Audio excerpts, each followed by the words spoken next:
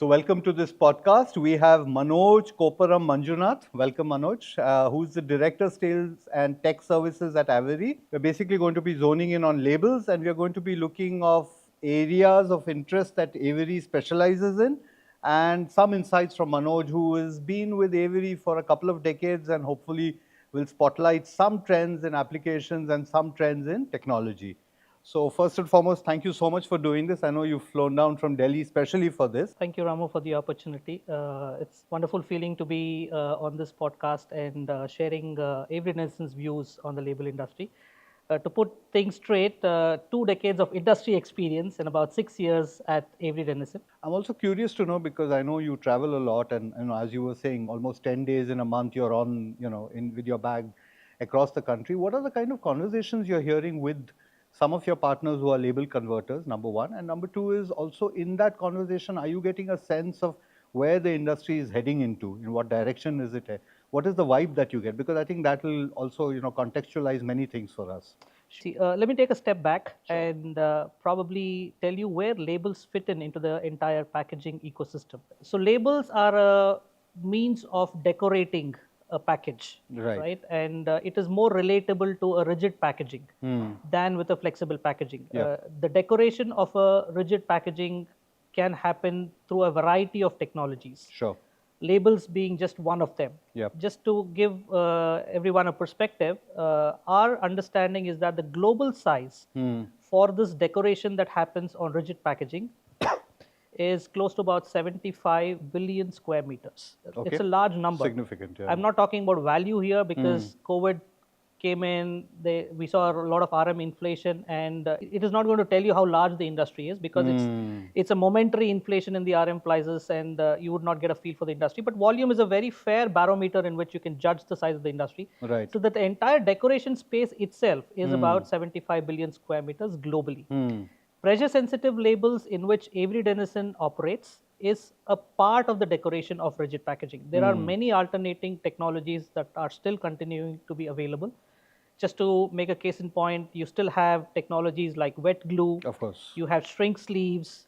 You have in-mold labels. All these are competing technologies that are vying for a place in that decoration. Got it. So pressure-sensitive labels is about 40% of that entire decoration space. So to make the maths a little more easier, it's about, let's say, 28, 29 billion square meters. Globally. Asia Pacific is the largest market for the pressure-sensitive labels. About 40% of that number sits in Asia, which is about a 12 billion square meter market in Asia Pacific. China being the dominant in Asia Pacific from a pressure-sensitive perspective. Right. And then India follows China and Southeast Asia as the two other bigger geographies. Sure. So the point I'm trying to make is that the 12 billion square meters of pressure-sensitive label space that we operate in Asia Pacific has an equal opportunity in terms of displacing the competing technologies, be it wet glue, be it shrink, wherever it matters the most. Yep. So it is up to this industry to determine how rapidly growth can be seen in this space. There are opportunities directly available for pressure-sensitive labels, but there are numerous opportunities where pressure-sensitive labels can be positioned as a dominant decoration technology versus the other incumbents, and it has significant advantages. So in my conversations with converters, if that's the question that you posed me, there is hunger for growth. There is opportunity that we see for growth of pressure-sensitive labels. The per capita pressure-sensitive label consumption in India is amongst the lowest as far as developing countries is concerned. North America, for example, we talk about a per capita consumption of about 15 kilograms. China, about 5 kilograms, the same population as India, and we're still about 0.6, 0.7 kilograms space.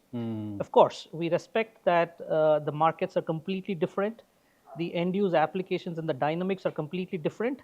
Despite that, there continues to be tremendous opportunity for growth for pressure-sensitive labels to move the needle from, let's say, 0.6, 0.7 kilograms to somewhere around 2-3 kilograms. That itself will triple the label consumption, and that's the kind of opportunity that we are wanting our converters to envisage and work towards growing this industry. Sure. Nice. So in a way, I think two or three things come across. One is the fact that there is huge possibilities of growth. Number two is that obviously there is going to be investment in cap. And third is this sort of transitioning towards pressure sensitive. So you see more people probably transitioning from wet glue to PS. Is that a likelihood? I mean, many more in terms of numbers? Yeah, so I mentioned to you that there are competing technologies, Correct, right? correct. So pressure sensitive labels, in our best understanding, is still 30% of the Significant, yeah, technologies yeah. that can be thought of from a decoration Yep, perspective. yep. So there are opportunities in wet glue, which could be another 30% of the pie. There could be opportunities in shrink sleeves, which could be another 15%, Yep. 20% of the And I pie. guess the reason wet glue was dominant in India is primarily because offset was the available technology and people had invested in that. That's true. To get into PS, I think they necessarily had to adopt a new technology, invest in a new line, etc., and also the habit of producing PS on a narrow web flexo.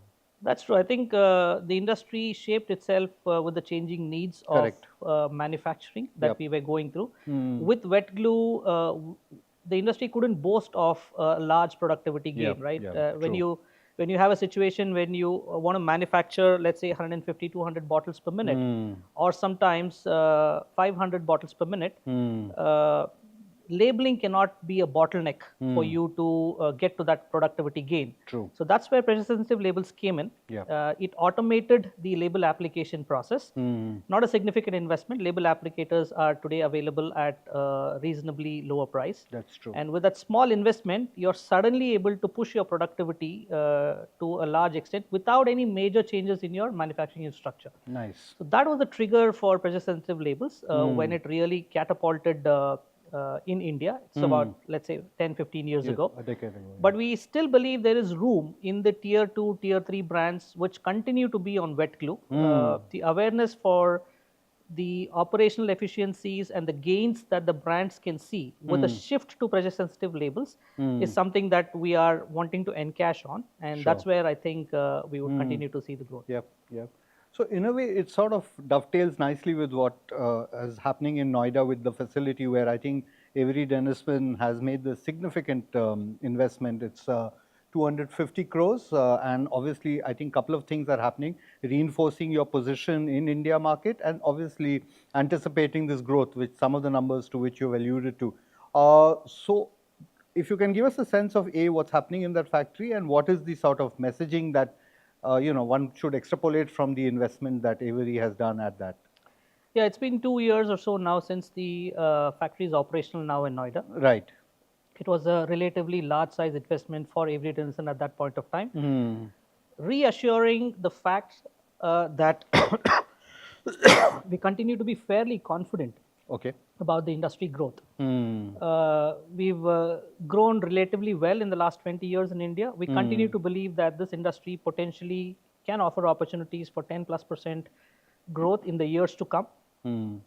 And it is in line with that thinking that we invested into this facility. This is a state-of-the-art, one of the best facilities for Avery Dennison that we have in Asia Pacific. High-speed lines, churning out materials day in, day out, helps us really deliver consistent, high-quality materials to converters on time.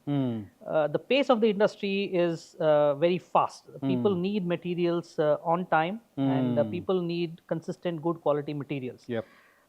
Avery Dennison has been known for its ability to service the converter requirements and the printer requirements very rapidly. And this is just an addition to the strength that we have as a strong differentiator to provide label stock materials to converters. And again, just to give us a sense, so you have the big factory in Noida, you have an operation in Ranjangaon.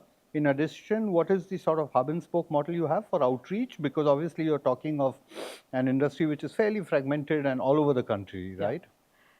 Yeah, essentially the manufacturing can possibly be looked at from two large perspectives. One is our ability to make jumbo rolls. Correct. And then our ability to split that jumbo roll into widths which the flexo printers can use. Require. So our two facilities, one in Ranjangaon and Noida, has the capability to produce jumbo rolls along with the facilities to provide slit rolls. And it would cater to that geography very easily to the converters close to those plants. Apart from these, we also have facilities in Bangalore and Kolkata where we only do the slitting operations, which means our jumbo rolls get shipped to those centers. We call them as distribution centers. Okay. And then the jumbo rolls get handled and converted into slit rolls. So because of this geographical presence in northwest south, we are able to cater to most of the demand that is there for label stock materials, and we're able to live up to that expectation. So which means that when you're doing the slitting, you're actually giving me the length and the width that I demand, right down to so which is used to be a challenge once upon a time, and obviously you have kind of, eschewed that totally, right? Sure. Right. Interesting. Yeah. So the sense I'm getting right now is that, there is a huge market, there's a huge opportunity, the foundation has been laid, and obviously Avery Dennison has a massive stake in it in terms of the solutions and product portfolio that you have.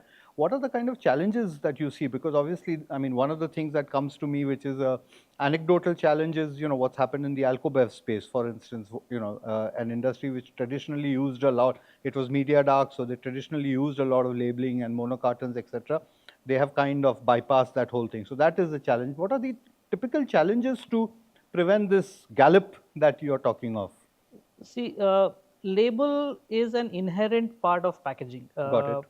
To assume that we can get rid of a decoration technology which communicates to the consumer about the brand benefits and information is a little bit of far-stretched. I don't think it will vanish and evaporate, right? Okay. It is going to be there in some form. It is either going to be there as a pressure-sensitive label or a shrink sleeve label, so on and so forth. The COVID situation really catapulted the cost of this label to the brand.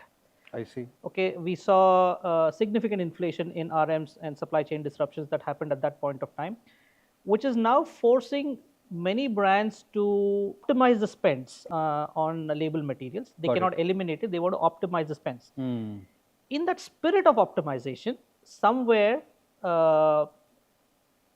materials are getting specified which are not appropriate for that particular application. Sometimes you're optimizing the size too much of the label in the spirit of what you want to achieve. It is limiting the brand's ability to conceive alternate label stock materials that can be used for that particular application. Got it. These are some of the challenges that we are trying to maneuver, and we're wanting to help the brands to right size and give them the material that is fit for purpose. Okay. Got it. There could be potentially a particular kind of a label material that people have been using for ages, right? Without really questioning, do I need that particular construction for this particular application, right? Optimization only means that I would give you a product that suits your requirements, right? So there are possibilities there in which we are able to optimize label constructions and help the brand achieve what they achieve. Sure. But so this would be what? Some kind of lightweighting and... It's a combination. It's like I said, it's material science at play. Okay. Typically, a label has a face stock with a coating, which is print receptive, or could have some other functional advantage. It has an adhesive, it has a liner, right? When we talk about right purposing the products, you are able to optimize the construction, use the right kind of face with the right kind of coating, with the right kind of adhesive and the right kind of liner, so that it meets your application. You wouldn't want to drive a sophisticated car when you can accomplish what you want to accomplish with a normal sedan. Right. So we try and optimize these things for the brand if there's a need. Nice. But are you seeing sort of usage of labels evolve in specific sort of verticals and specific industries, if you can sort of share some examples? See, traditionally, labels are there in all the conventional FMCG segments that we talk about. You would also see labels in the white goods and consumer space. The new industries that are coming up, like the mobile manufacturing, the EVs, which are coming up, also have a lot of potential applications that can be explored for labels. But even without going there, the penetration of pressure-sensitive labels in the conventional applications is low in India, and that itself provides enough opportunity for growth. The label is no longer a material that will limit itself to telling, hey, I am this brand and I can do this thing for you, right?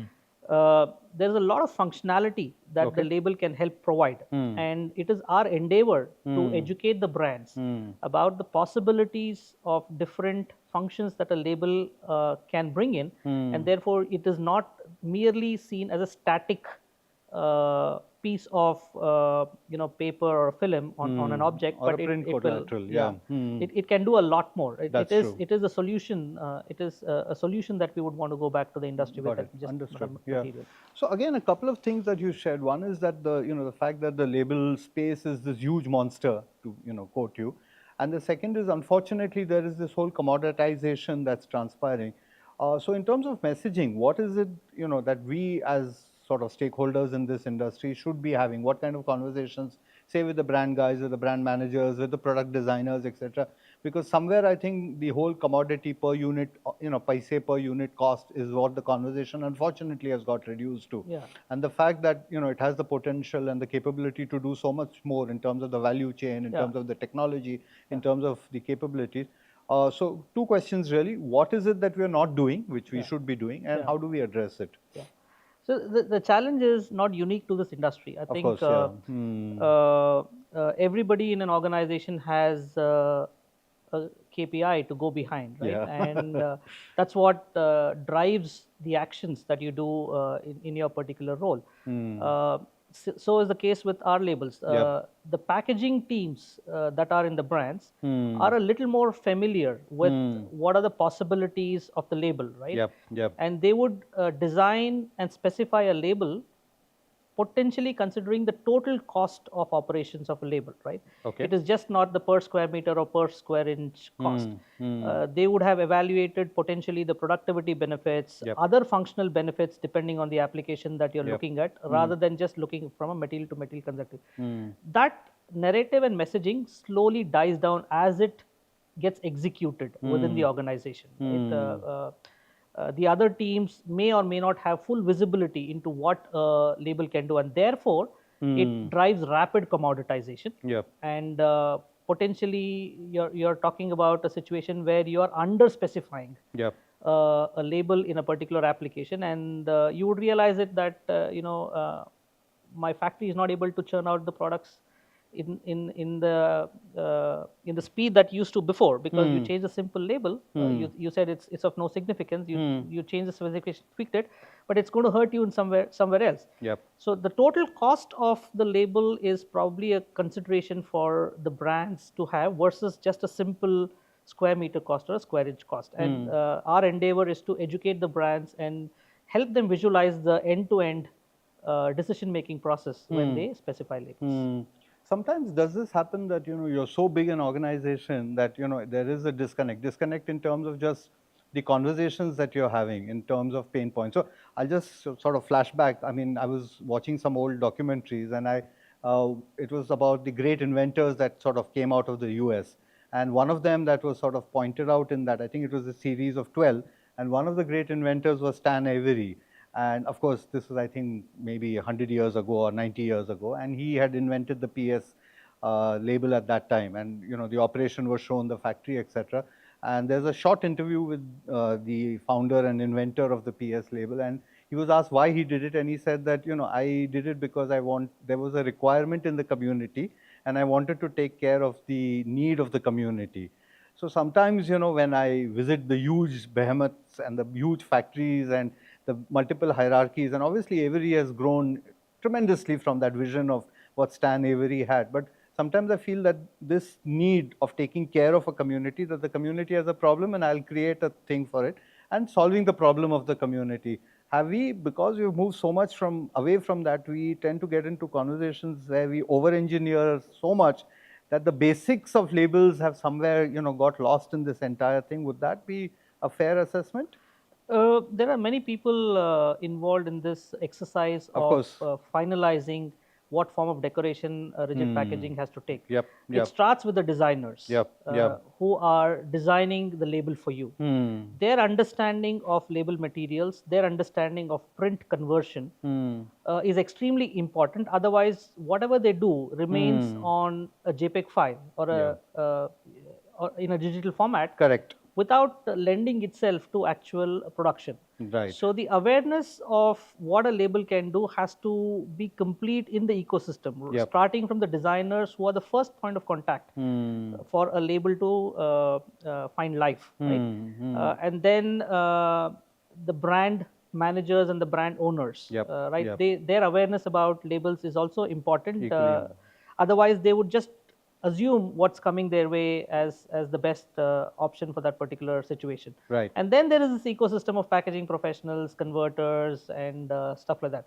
So somewhere in this value chain, our sincere feeling is that there is significant amount of education and upskilling that is required in the upstream of this value chain, which is the designers and the brand managers and stuff like that. For them, labels might not be top of their mind, but once they are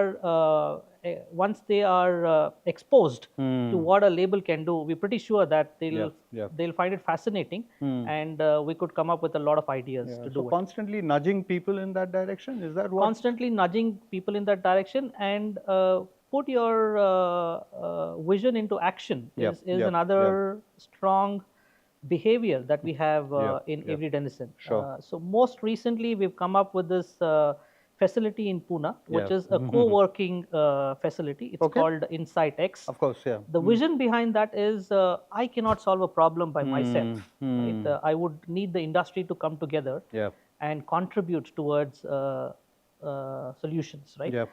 We feel very confident that if you give us a problem, we'll be able to solve it. Okay. Sometimes the problem even doesn't reach us. And therefore, we created this facility, and we are inviting brands to come in there with their problems. We would bring the label ecosystem together. We would bring the relevant converters, we would bring the relevant ink suppliers, so on, whatever is required for us to solve the problem. And that is a small effort in the direction of ensuring that you are actually tackling a problem. And you're not really worried about replacing one material with another. We're starting to see some success. There's been good footfall. Who walks in? Converters, designers, brands? Open to all. Open to all. Is a very magnanimous way of call for action. Call for action.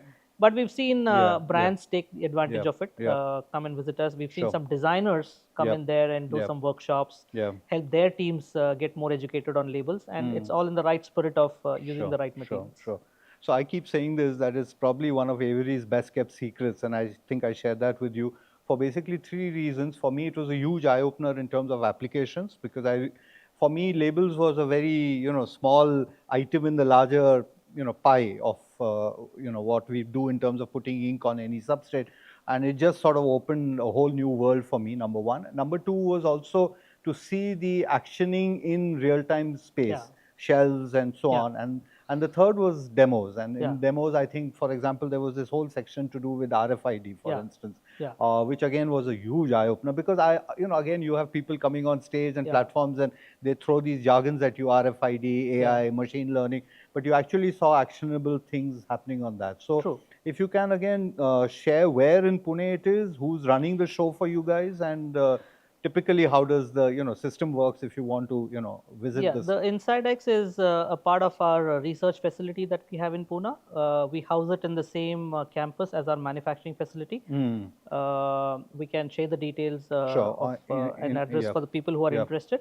But yes, it's a wonderful place to see labels in action. Like you said, demos are the truth. Right? True. If I claim that my label has certain functionality, unless you see that in front of your eyes, you would probably not believe it, right?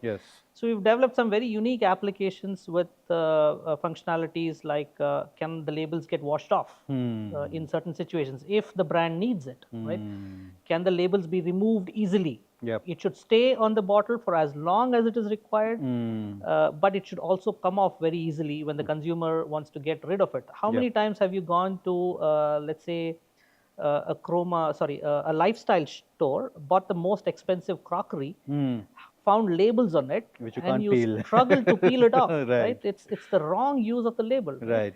So there are many such examples like this. Convenience of the customer, brand loyalty, several things can get triggered once you put the functionality of the labels into action. So this InsightX gives you an opportunity to see all those functionalities and actions. It could be security, it could be brand protection, it could be ability for the labels to be washed off. Sure. It could be labels that have recycled content and how they behave Yep, when yep. you convert and apply. Yep. And there are many such things that And also one I can think see. what's nice is you convert on multiple devices. It's not just the traditional narrow web label. You also have, I think, a couple of the digital lines as well, right? We have a digital press where we can take some trials. Yeah, We yeah. can put the label stocks through thermal transfer printing, Yeah. direct thermal printing, Yep, yep. conventional flexo printing.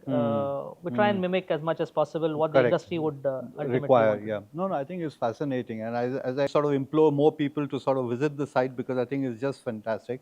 You said something about wash-off labels, and Yeah. I think it's nice because I have a set of questions about sustainability. And I know wash-off labels was one of the big case studies that Avery had sort of embarked on and Yeah. what its impact was. So again, two questions really, given the rise in sustainability and the kind of awareness that we have been seeing about it and the conversations around us, what is happening in that space with Avery, and more importantly, because there is a requirement from the industry, are there sustainable alternatives to PS?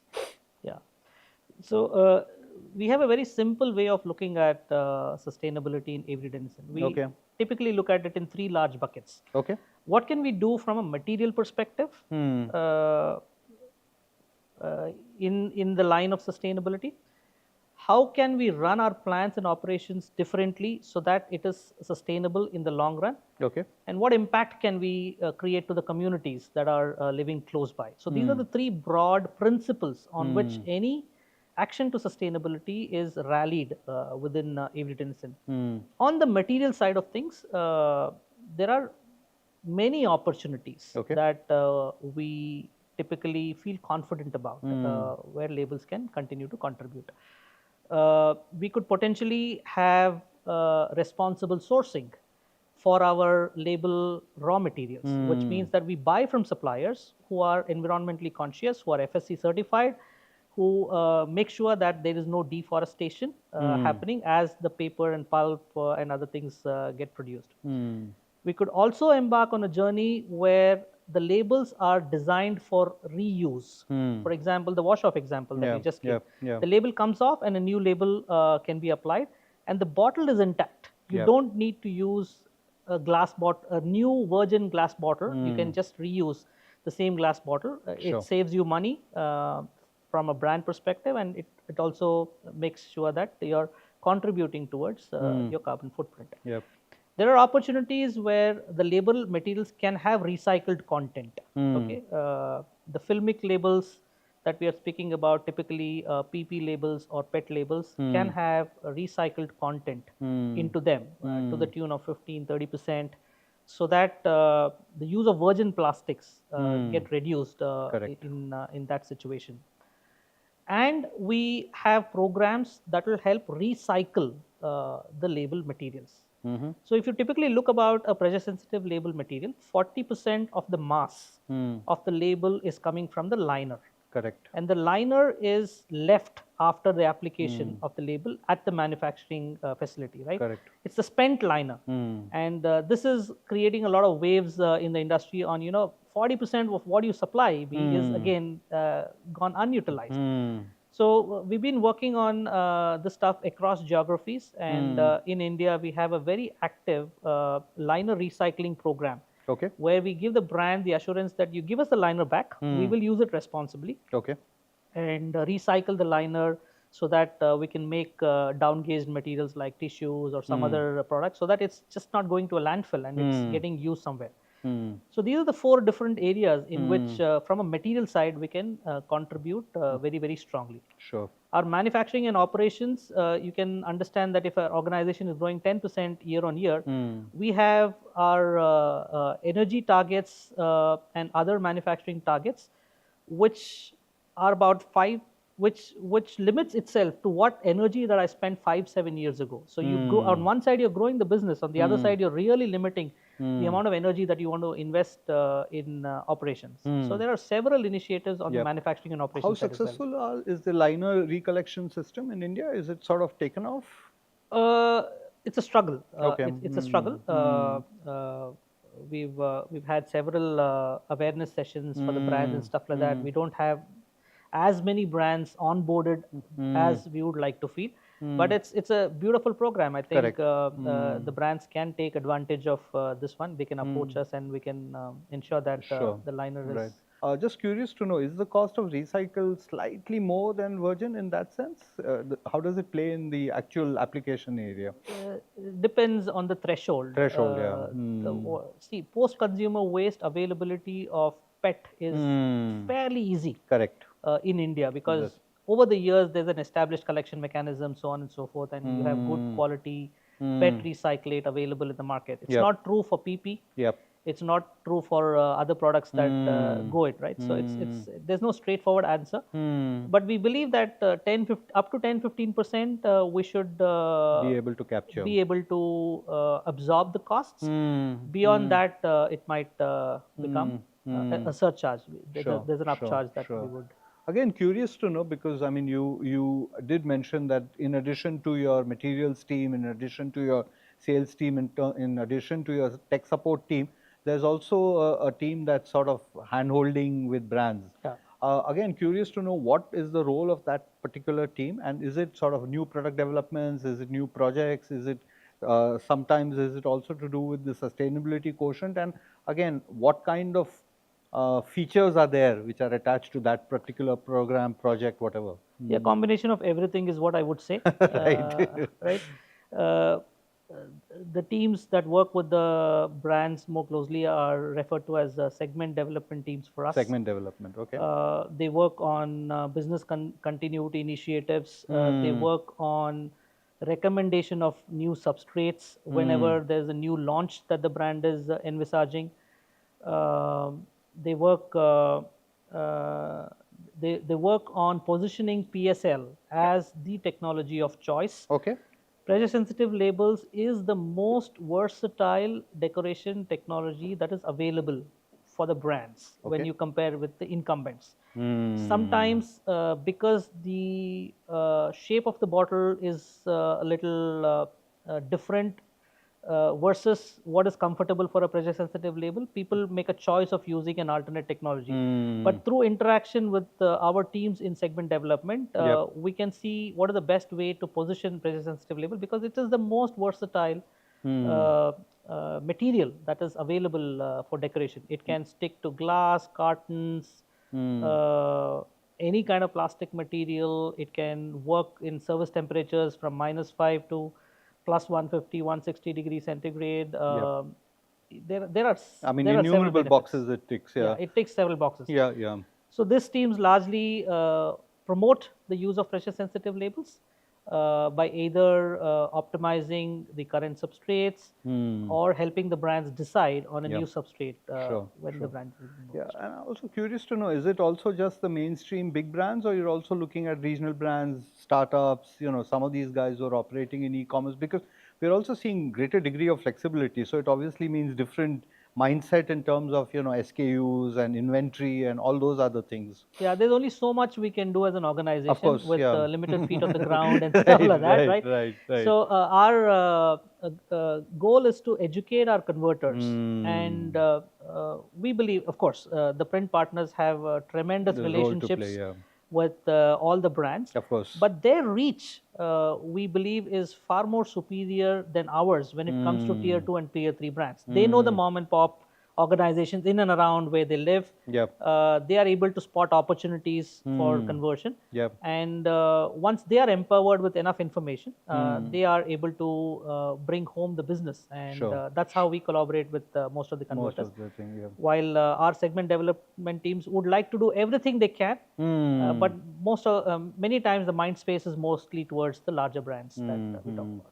So I think in addition to the Pune facility, for me, this is the other big secret that you've been keeping.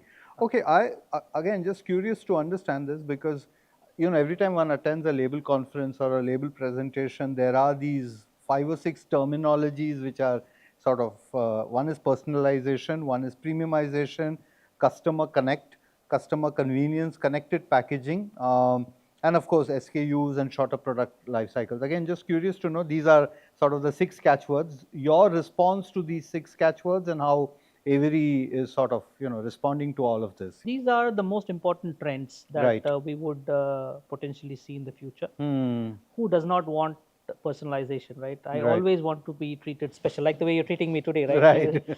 You drove me from the hotel, you made me feel special, and there's a Right. good feeling I have about Right. it, right? So, Hmm. so personalization is a big theme. Can the label material contribute directly to personalization?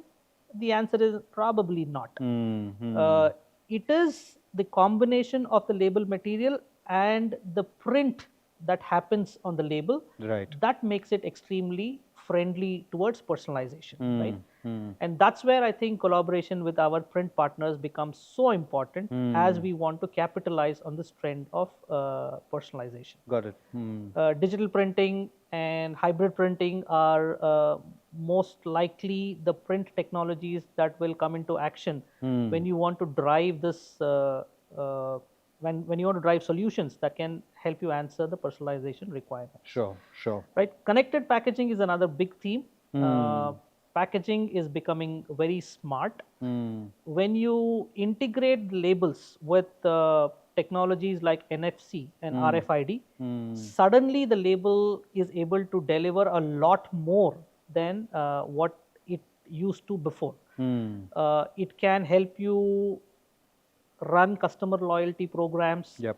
It can help you provide authentication for the products that you're talking about, and many other ways in which it can be put into action. Has That this caught on, NFC and RFID in India? RFID not from a uh, consumer connect program, Okay. but RFID from a supply chain management. So you're tracking where the movement of material. Yeah, Nice. so yeah, farm to fork kind of a concept. Right. You can really use this technology to really know the source of Yep, what yep. got into where and stuff like that. But it's not And far, I actually, if think. used intelligently, you can control waste to a large extent. Absolutely, Yeah. absolutely. Yeah. Yeah. So products on the shelf, Yeah. expiry dates, and all that stuff. Pharma products. Yeah. When Even should you take apparels. something? Apparels. Sometimes you get stocked out on the Yeah. sizes that are Yeah. very fast moving. So all that data intelligence can come in very handy when you use a smarter label, and the Yep. label becomes smart once you integrate it with technologies like RFID and Sure. NFC, even QR codes for that matter. I think it's evolving significantly. There is a QR code that we today see in almost everything that Yeah. we talk about, right? And There's a joke that a friend makes that there are more QR codes on this planet than human beings yeah, on a daily basis. Yeah. yeah. Yeah. So no, just too many. Yeah. So all these things integrated into the label really would make the label deliver a lot more than what used to do before. There was an interesting case study I've seen with Avery. I think this was one of the early days, I think a decade ago, where with an airline brand they had sort of collaborated with RFID, and it was for label tags. I mean, these luggage tags for passengers. Yeah. A phenomenal success because luggages or bags that get lost in transit, that I think that percentage dropped. I mean, they had some stats, etc.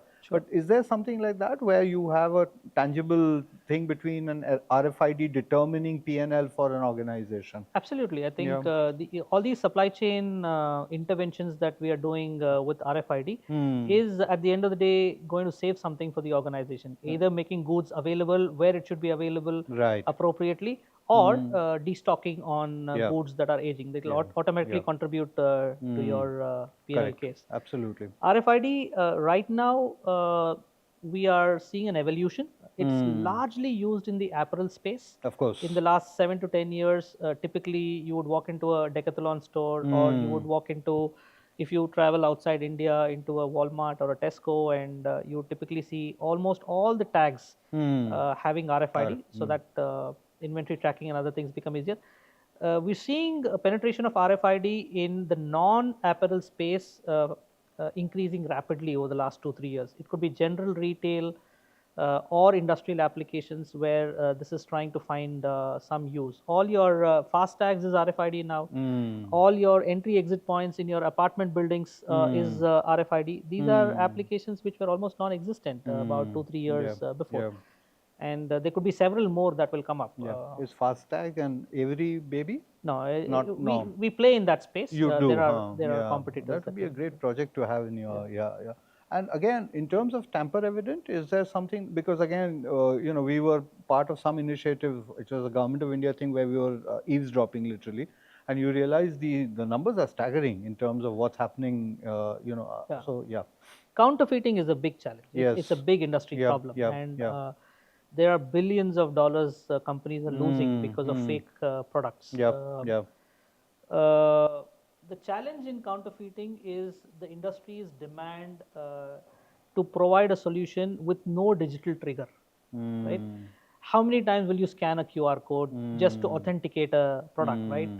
You just getting bored with that kind of situation. Correct. And the adoption to these kind of counterfeiting solutions, which has a digital trigger, is not caught up yet. So people want an evident feature on the label where the consumer can look at it, and with the use of marketing campaigns, you can promote that feature in a brand to tell the consumer that this is from an authentic manufacturing So such location. as what, like It could invisible be ink or hologram, again or anything invisible needs a trigger, right? correct, You need some kind of a or sensor or a UV heat torch or something, yeah, for it to be visible. Yeah. But there are some ways of providing visible features Okay. on the label, which is very random, which cannot be replicated, Sure. which is not having a particular pattern, so that the consumer at the end of the day feels that he's buying a genuine product. So Correct, those yeah. are the solutions that we can work towards. And when you integrate that label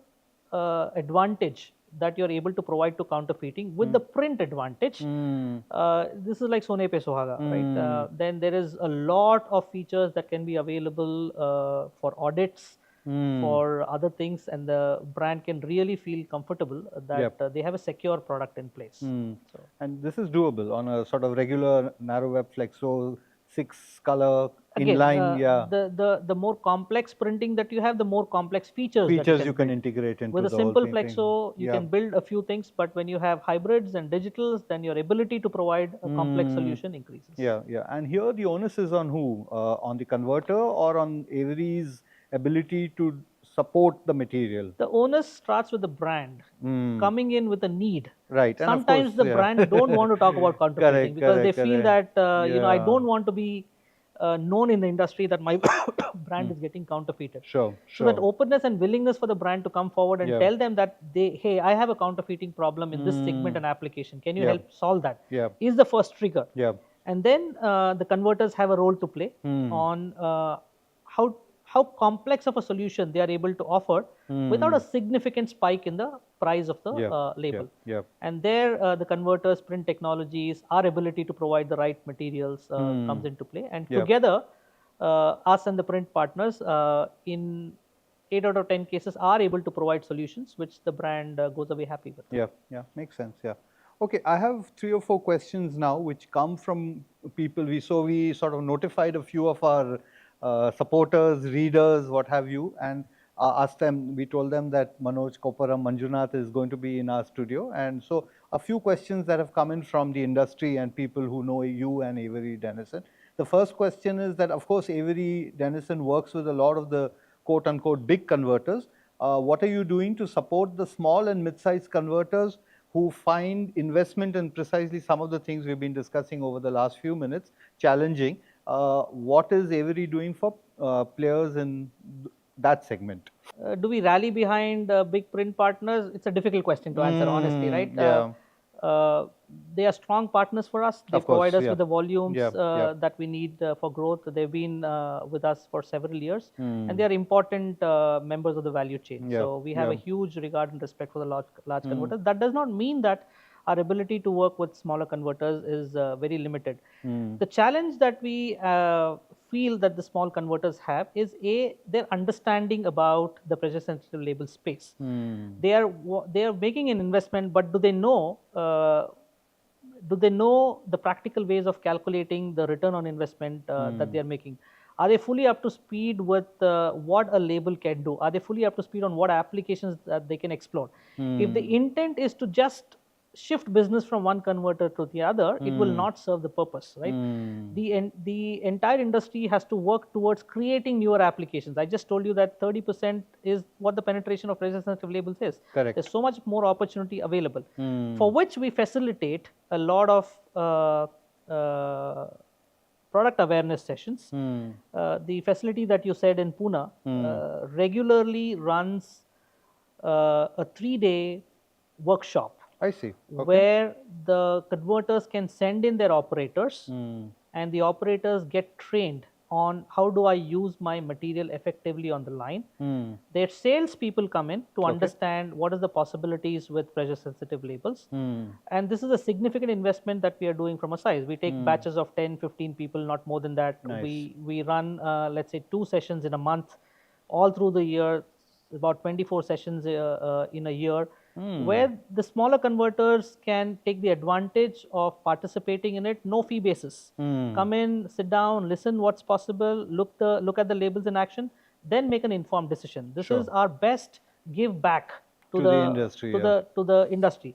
The larger converters, because of their presence in the industry for a longer time, they are relatively mature in terms of their understanding of what's possible and what's not possible. But the smaller converters will have to go through this learning curve. Right. And that's where we come in and facilitate as much as we can. Sure. Another question is about e-commerce growth, and what is, I mean, you've been sort of citing 30% in PS. Has PS labels seen penetration in e-commerce, and if yes, where? In which segment? Is it smart labels? Is it track and trace? Where does typically it come, and is it a good space to invest in? It's funny that you asked that question. The most mature markets in the world have about 50% of the opportunities for labels available in the space that we call variable information. Right. Information is variable on your labels that go on shipper carton, because Ramu receives a package, Manoj receives a package. The two labels are very different from that sense, right? So that has been triggered largely by the e-commerce penetration in those geographies. Okay. Be it the US or Europe, almost 45% of the label consumption in the mature markets is driven by e-commerce. Okay. China is a similar story. India not yet. Okay. We are seeing huge adoption of digital interfaces and digital technologies in our markets. UPI is a significant example, and I can pay 5 rupees today on my UPI. It's so convenient, right? True. So the adoption of digital technology is increased in India. The consumer convenience and the need for products is increasing. Tier 2 and Tier 3 cities becoming more desirable of certain products is increasing. All this is going to help the e-commerce growth in the country, and with e-commerce growth, the labels is going to grow. Fortunately, this is the only industry or application where pressure sensitive labels have a very firm fitment into the use for track and trace or logistics labels. True. None of the other incumbent technologies can fit in the can play in that space. Can play the space of the logistics labels or track and trace. That's true. So we would want to chug along in this journey. We are already providing our label materials to many leading e-commerce players in the country. We believe it is going to grow significantly. The only downside is there has been significant label size reduction in this space. People have become smarter, and 3 years ago versus now, the size of the label that you would see on your shipper carton carrying your address would have undergone a tremendous from size centimeters to millimeters. That's true. Yeah, so that's the only downside, but otherwise this e-commerce growth in India is very positive, and we believe that it will be one of the pillars for the pressure sensitive labels to grow. And what is the status on linerless? I mean, are we heading in that direction? Is India ready? Will it mean a tweak in the machines? Absolutely yes. Right now for the logistics applications. Okay. We're in fact fairly close to being ready. And we would launch a linerless portfolio of products from India. We have this in our global portfolio, and we are seeing reasonable adoption for the linerless labels particularly for the track and trace shipping and logistics industry. Hmm. Even for that ecosystem, the printers need to get developed, and there are a few other elements that have to fall in place for the demand to really peak. But it will see the light of the tunnel. I think there is there is a good adoption and progress. But for the product labels, I think we're still some time still some time away. We continue to invest in that direction. We know that 40% is kind of spent as it's a spent liner, it's waste. Who will not be happy if I'm able to save 40%, Dispense it, right? yeah, And absolutely. dispense it. So Yep, product yep. labeling will take some time, Right. but shipping and logistics adoption will be faster. Sure. This again you touched upon, but what are you doing to capture the evolving demand for labels in sectors like electric vehicles, electronics, smart packaging, etc.? Is there any sort of movement in that direction? These are emerging spaces which we are trying to understand Right. ourselves a little more, right? Sure. We do have a full-fledged portfolio that we offer for EV batteries. Yep. And EV vehicles. Still very small in India, but I think we are ready with a global portfolio that we can attempt these opportunities with. Smart packaging and areas like that is an extension of our RFID understanding and knowledge that we have. We have several case studies that are available globally on where an RFID and smart packaging can work. We are the world's largest UHF manufacturer, ultra high frequency radio frequency RFID inlay materials in the world. And by nature of that, possibly we are the first point of contact for anybody who would want to invest in an RFID technology. And there are several case studies that are available which we can put to action, provided we see the need. Would these be Indian case studies? India is still largely apparel. Okay. But there's a pipeline of opportunities that we are working on, which will take it to non-apparel industries as well. Nice, nice. Also curious to know, I mean, innovations, because Avery, in addition to being many things, is for me basically a company of innovation, right? And I'm curious to know any Avery innovation in the entire global space that you occupy that has originated from India, something that is work in progress in these various centers that you are, which obviously started off with a unique design for the Indian subcontinent, and then of course the world adopted it. See, the wash-off is a classic example. Wash-off is definitely, yeah. The wash-off that we use in India is primarily for liquor bottles. Correct. But in general can be used for anything that is transported with glass bottles. Yep, yep. So the liquor industry adopted this. This is a very unique innovation, and thanks to significant efforts by the local R&D and our product teams, which contributed towards this endeavor. So you're a polymer scientist, correct? Not a scientist, but I mean, you have your degree, yeah. Yeah. So is that the reason why it drew you to Avery? Because I mean, behind the curtain, it basically is a science company, right? I mean, I know your day-to-day job is to sell products, convince people. Yeah, I like to be closer to customers and solving their problems. That's my passion, and that's where I want to be. But this education has given me that technical aptitude and an appreciation of what can happen and the possibilities that these kind of materials do bring. Sure. Yeah. Understood.